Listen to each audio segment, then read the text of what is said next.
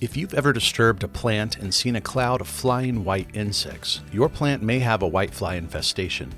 Though small in size, whiteflies can cause a variety of damage as they feed on the sap of ornamental, garden, greenhouse, and houseplants.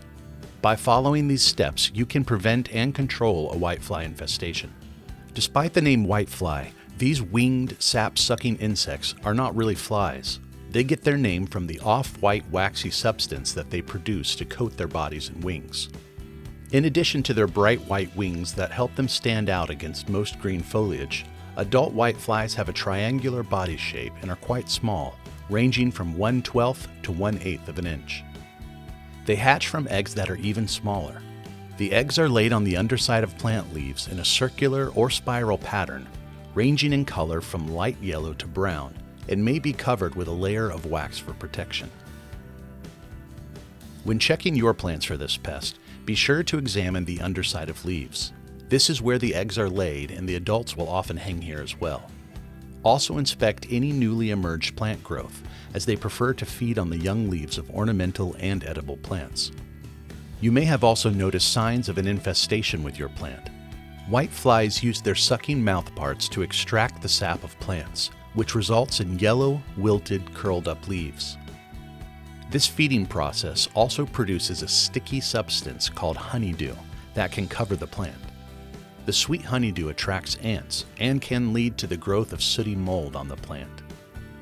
These can all be signs of a sap-sucking insect infestation. Other sap-sucking insects, including aphids and scale, can cause similar damage to the plant, so it's always best to visually confirm which pests are present. This will help ensure you have the most effective treatment plan. If whiteflies are actively feeding on your plant, running your hands across the undersides of leaves will cause them to fly off, making it apparent which of the sap-sucking pests is causing the damage.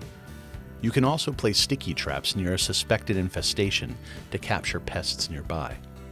Once you've confirmed the presence of whiteflies, you can begin steps to control and prevent future infestations. Using a water hose to spray down the affected plants, including the undersides of leaves, will knock off many of the whiteflies that may be hiding underneath and clear the honeydew from the plant. Spraying your plants with water can offer some temporary relief, but it's not a long-lasting solution. Whiteflies will come back to feed on your plants again soon. An insecticide spray or insecticidal soap that is labeled for whitefly control will be needed for longer control against whiteflies. Treatment varies when treating edible or non-edible plants. For a quick attack on visible whiteflies on ornamentals, trees, shrubs, and other non-edible plants, start with a foliar insecticide spray application. Spray the leaves of the plants that have been affected with a bifenthrin-based insecticide.